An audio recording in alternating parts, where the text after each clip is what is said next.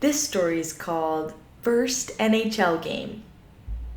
Growing up in southern Saskatchewan, the only professional sport that Penny's family had followed had been the Saskatchewan Roughriders of the Canadian Football League. Fall and winter might have been for hockey, but summer was for football. And Penny's dad bled as green and white as they came. A lifelong season ticket holder for the Riders and a proud member of Riders Nation, Mr. Davies would take turns bringing a member of his family on the trip into Regina with him for a game. Some of Penny's earliest memories were those long days of driving and football, hot dogs, and warm pretzels. If it was a really late game, Mr. Davies would rent a hotel on the outskirts of Regina, and he and his companion for the weekend would get to stay overnight and stay up watching movies on the hotel's movie channel until they fell asleep. At least, that's what Penny had always done on those nights.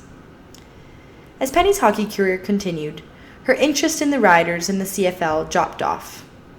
She would still go to the games with her dad and watch the away games on TV. Doing so was still a requirement for continuing to live in the Davies house and carry the Davies name. But more and more, Penny wanted to see a real NHL game. It didn't even matter which teams were playing. Saskatchewan didn't have a professional team in the NHL, so like many of her neighbors, Penny was stuck choosing between the Calgary Flames or the Winnipeg Ice, both of which were over 800 kilometers away, in opposite directions, if she wanted to pick a local favorite. Penny had an affinity for any Canadian team, but beyond that, none of them had any stronger claim to her affections than any other. Her parents had struggled to handle her request. The expense and challenges of traveling to a game in the middle of their already active schedules, with 3 boys and 1 Penny in the middle of their own seasons, while NHL play was underway, it seemed like an insurmountable barrier. Penny had understood this, or at least heard the same explanations for why it wasn't possible enough times to have stopped asking. Shortly after she'd stopped, the Winter Classic was announced, and that changed everything. In the mid-2010s, the National Hockey League resurrected the Heritage Classic game. The Heritage Classic is an annual game played outdoors at one arena in Eastern Canada and one arena in Western Canada. Whenever possible, these games were held at venues in host cities that were not normally home to an NHL team. In 2019, the Western Canada Heritage Classic was to be held at Mosaic Stadium in Regina, the same stadium that the Rough Riders play at. The same stadium Davies Sr. had been taking Penny to watch football at for her entire life. Penny heard about the Classic from her coach one morning at practice, and the second she was released from the dressing room, she raced out to her car to ask her dad to get tickets. She'd had to ask 3 times, having to calm down in between each retelling before Davies Sr. could comprehend what she was asking. But once he finally understood, it was agreed he would do whatever he could to make sure Penny could go. Mr. Davies set out on his quest to fulfill that commitment with the same zeal as if he was joining King Arthur on a quest for the Holy Grail. He researched everything he could about the event: when and where it was being held, what teams were playing, when would tickets be released. He found out tickets were being offered to the 2 competing teams' season ticket holders first. Then remaining tickets would be made public a few weeks later. Mr. Davies phoned everyone he knew in Winnipeg and Calgary. He connected with family he'd not spoken to in years. He found old school friends on social media and asked if they were season ticket holders. He even entered every single local radio call-in and hashtag contest he could to get the tickets before the public release. But in the end, he was unsuccessful. Mr. Davies spent the next week between the end of the last contests until the public tickets were released in mortal dread. He knew this was something he needed to do for his daughter. Things were already changing in their relationship as she was getting older, and more parts of her life were getting closed off from him. Pat was already more involved in her hockey life than he was. And of course, Mrs. Davies and her teammates were the only ones involved in the ever-expanding female parts of his daughter's life. All that to say, however, Mr. Davies still had a daughter that seemed to love and respect him, and had not been failed by him. Not yet, anyway. And he was afraid that this was going to be the first time he wouldn't come through for her. So, on the morning the tickets became available to the public, Mr. Davies took the morning off from work. He set himself up in his garage, away from the rest of the family, and poured himself a coffee with Baileys. Or, more accurately, a Baileys with coffee. Something told him by the end of this morning he'd need it. At the moment his phone clicked over to 10 a.m., Mr. Davies hit send on the phone number he'd looked up earlier that morning. He was so ready for a busy signal and the need to redial, he hung up as soon as the other end started ringing. Damn it, he thought to himself, and dialed the number again. Once again, it rang. This time, he waited. Thank you for calling. Our menu options have changed. Please listen to all options before making your selection, came the automated voice from the other end. For new ticket sales, please press 1. Mr. Davies pressed 1 on his phone. He hoped there were lots of other people out there who would actually listen to the instructions and wait to hear all the options first. He'd be ahead of them at least. A few moments later, a sleepy and surprisingly unfrantic voice clicked on the other end of the line. Hello? It asked. Hello, said Mr. Davies. Dead air responded. Is this the ticket company? Yes, sir. The voice yawned. If you're having issues with your online order, please hang up and call back to our technical support number. I don't have an online order, Mr. Davies told him. Oh, do you need someone to help you set up an account? To create an order? The voice droned on. No, I just want to buy tickets, Mr. Davies replied. There was a long pause. Like, over the phone? The voice on the phone sounded as if Mr. Davies was asking to take a walk on Mars. Yes, like, over the phone, Mr. Davies said, mocking the tone. 2 tickets to the Heritage Classic in Regina. Just a minute. I need to check something. Another long pause. Yes, okay, I can still do that, came the reply. Not a small amount of surprise evident. There was typing on a keyboard on the other end, and Mr. Davies heard the voice mutter, Man, you see something new every day. And so, thanks to the advanced technology of the telephone, Mr. Davies scored himself and Penny a pair of tickets to the game. Meanwhile, a news story erupted about the online ticket system crashing, and thousands of people sitting in infinite queues for available tickets, or losing access to the ones they had already purchased.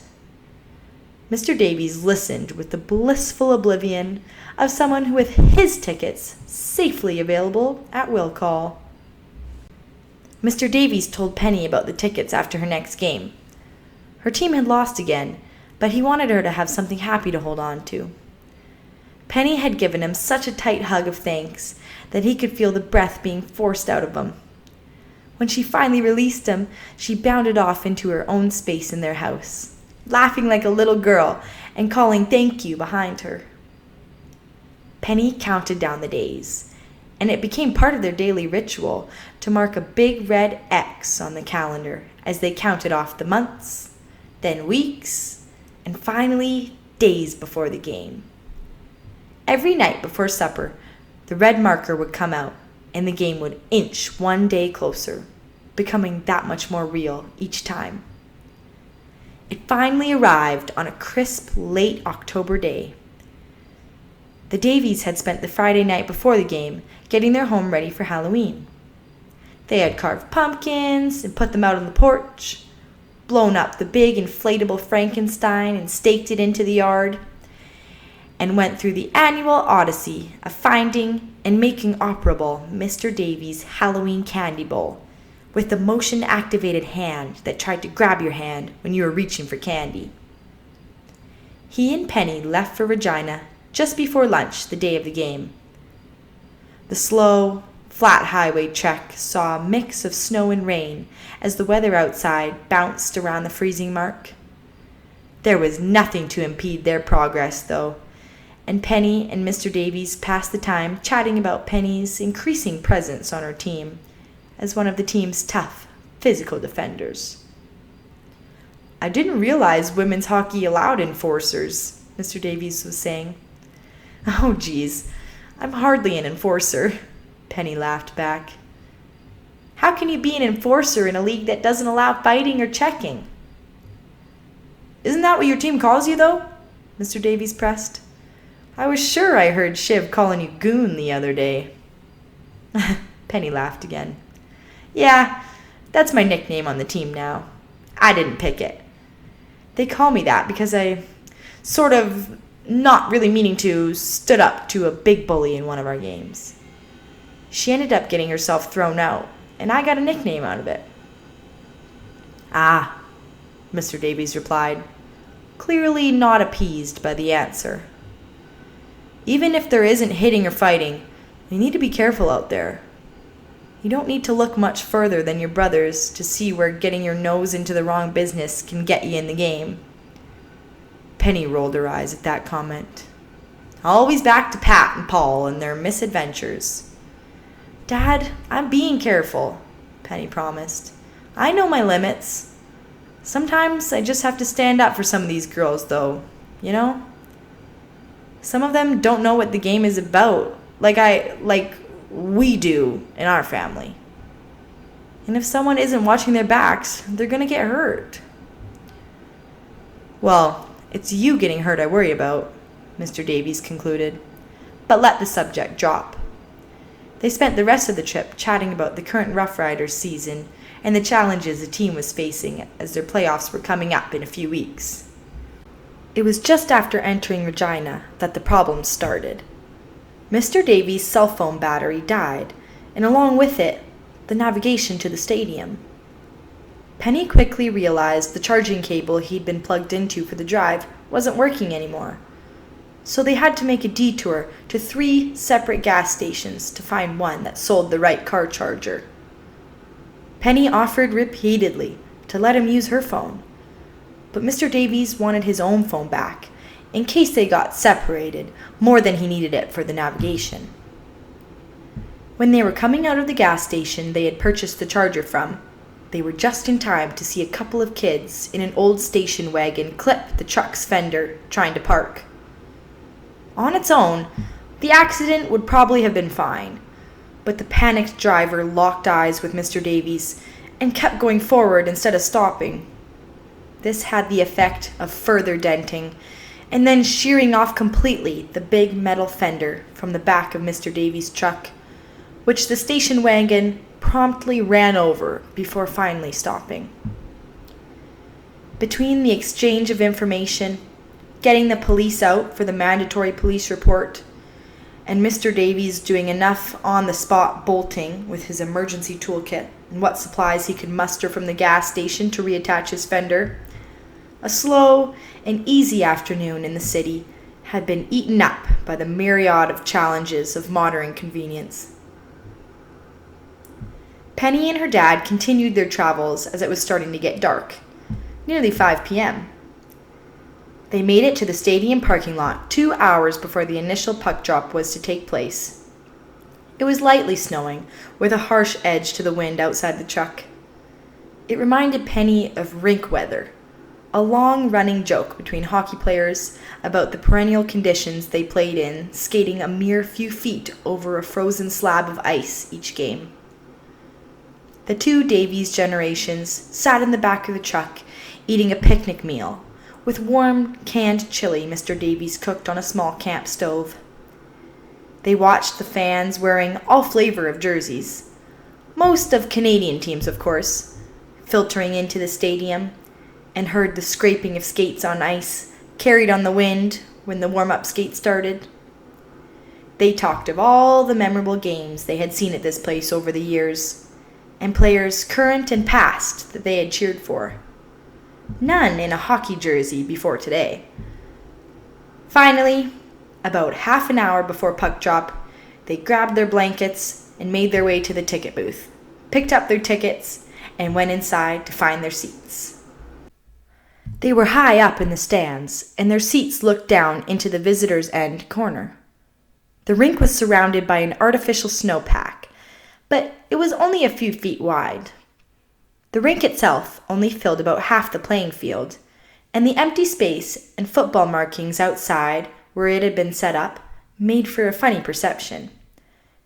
It was as if the rink was a child's toy that had been left in the middle of the lawn, even though it was about to be host to a professional sporting event.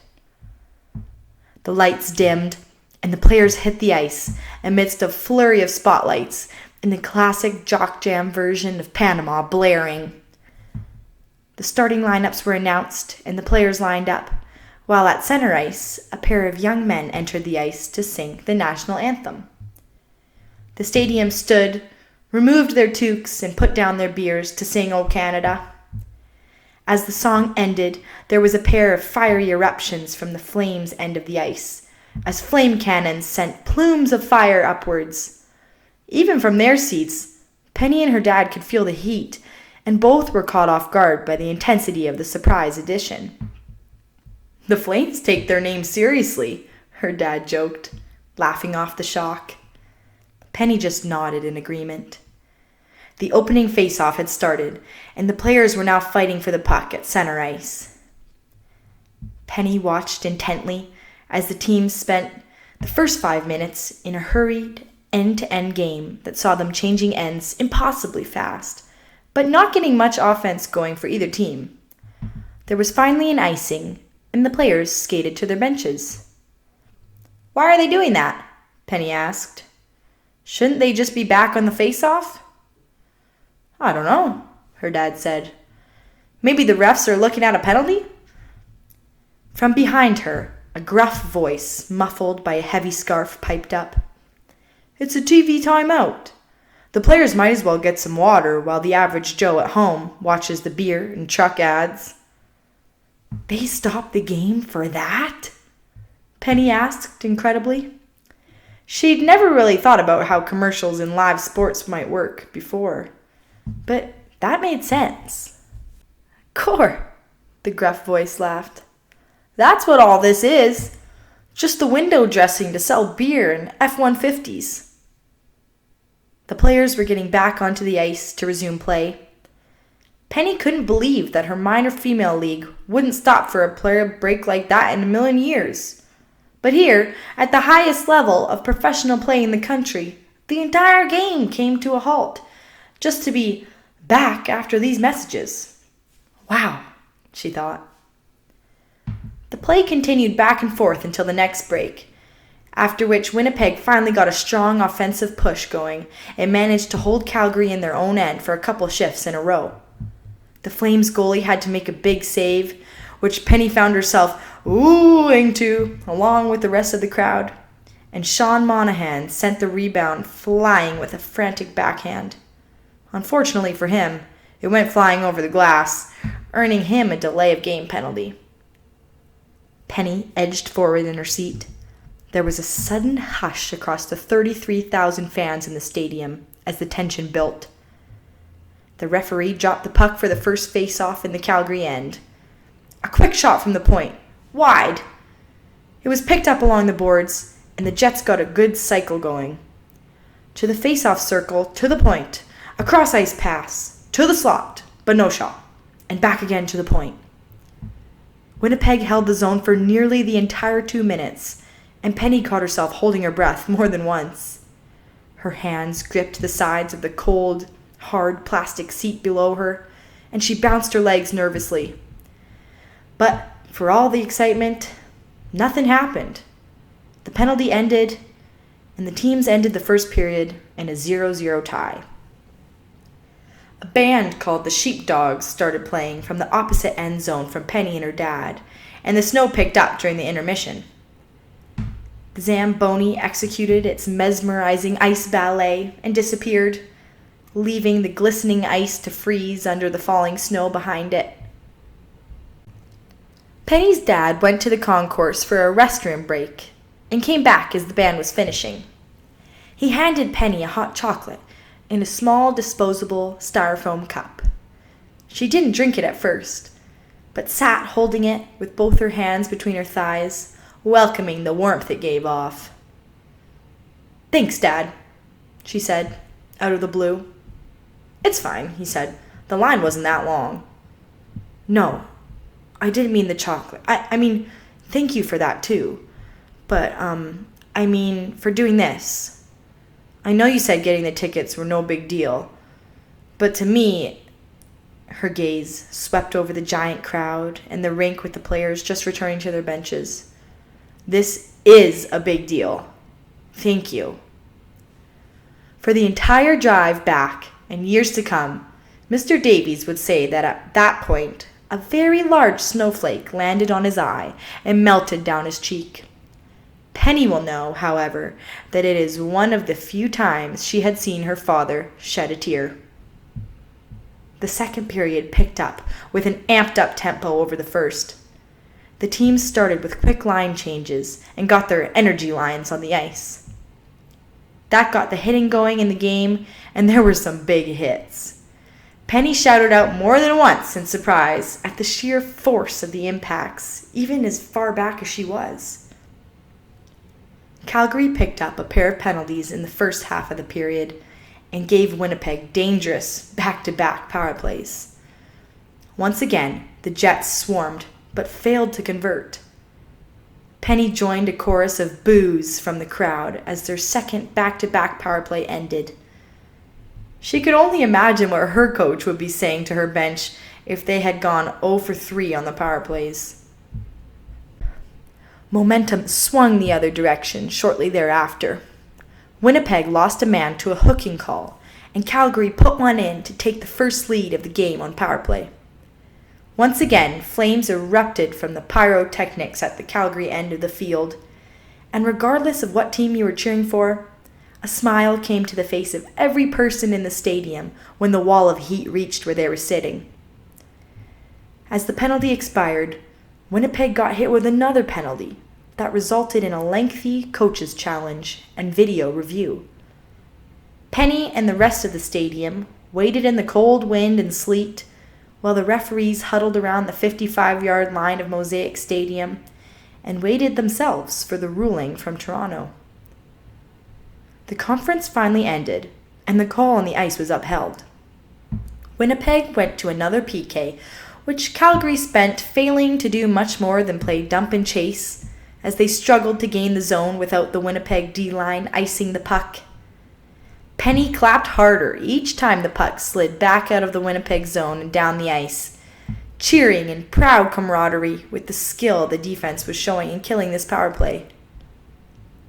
At the second intermission, Penny joined her dad on the concourse and put her sharp elbows, as Shiv called them, to use, fighting through the crowd to the restrooms and back.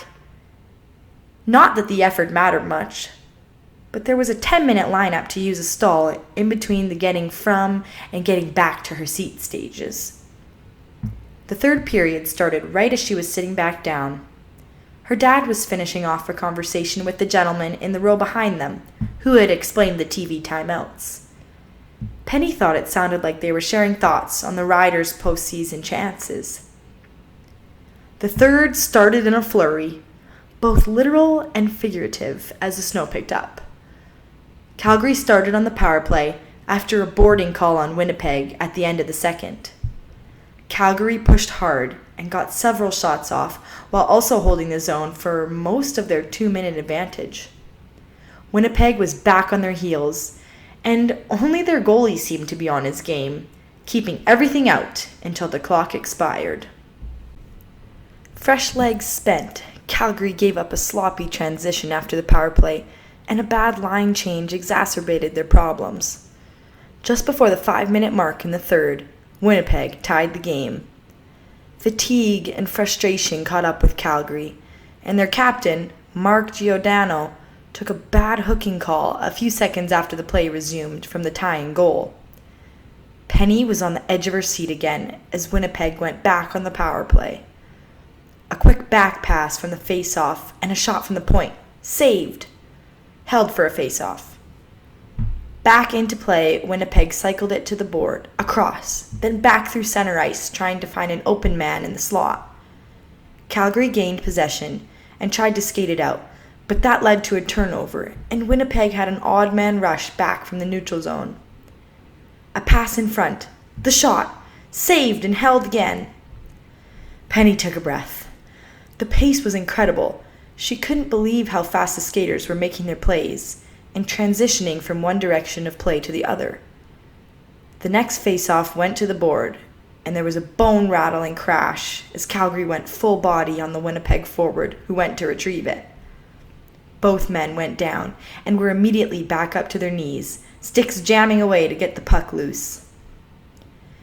The power play ended, and there was an icing call immediately after Winnipeg's fifth player got off the ice. That led to a TV timeout, and players and spectators alike had a chance to catch their breath. Play resumed, but slower and more deliberate as both teams tightened up their defensive play to avoid giving up a late-game goal to their opponent. The third ended, tied 1-1, and sudden death 3-on-3 ensued.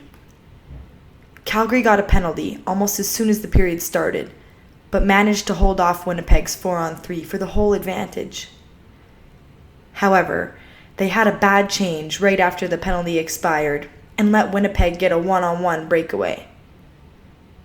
The Flames goalie went down into his butterfly a split second too late, and Winnipeg won the game in OT.